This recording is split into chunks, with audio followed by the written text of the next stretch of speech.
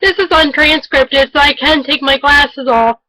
But anyway, what I wanted to say is that in terms of abortion, first of all, abortion is wrong in any circumstance, in any way, shape, or form that you can think of.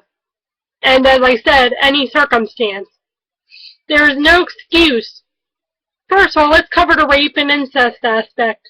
There is no excuse for punishing the child of the rapist just because of what the rapist did. And you might say, well, what if the mother doesn't want to carry her rapist baby? Again, you're going to punish a child for what the rapist did. I think about my mom's own cousin. This is a true story, by the way. My mom's own cousin, I'm not going to say her name, but my mom's own cousin was literally gang raped, and she got pregnant by one of the people whom she had the unfortunate encounter with.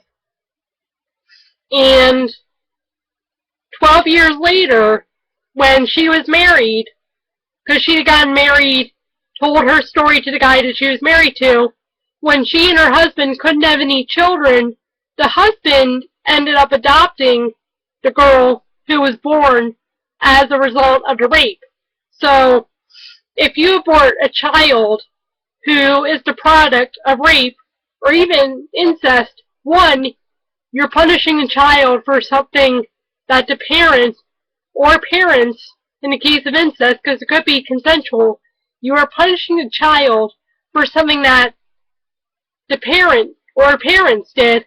And secondly, you don't know what could happen to that child. You could very well end up like my mom's cousin's child if you're the child of a rapist. So, and if you are the child of a rapist, by the way, just hang in there, know that things will get better, know that, obviously, this isn't the nicest or the best way to say it, but know that your situation sucks, but it will get better, at least hopefully. And in terms of, and I have to say this, in terms of the rape and incest thing, I actually used to think that abortion was okay in terms of rape and incest. And as much as I dislike my stepsister, I do credit her for being the one to point out that even in rape and incest, and even, she didn't point this aspect out, but even in the case where the mother is going to die, abortion is never okay. And let's focus on the aspect where the mother is going to die or the baby is going to die. Who are we to play God? And how do we know that God won't save the life of the mother and the baby?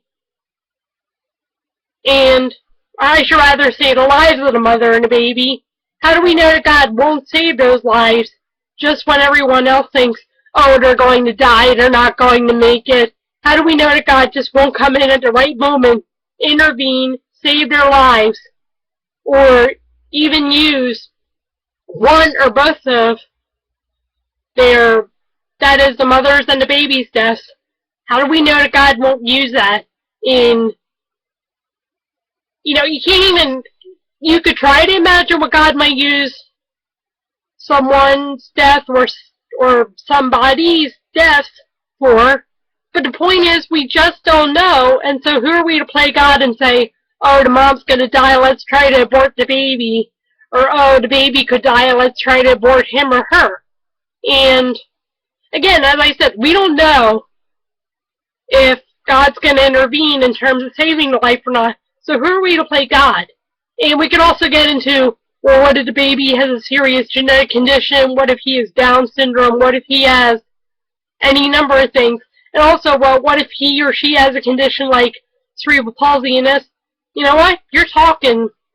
Well, okay, you're not talking, but you're listening to someone who has cerebral palsy. So, my point is this.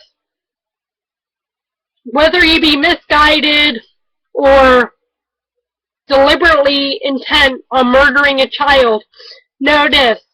You, at least hopefully, now have some guidance to know, or if nothing else, you have a word testifying against you.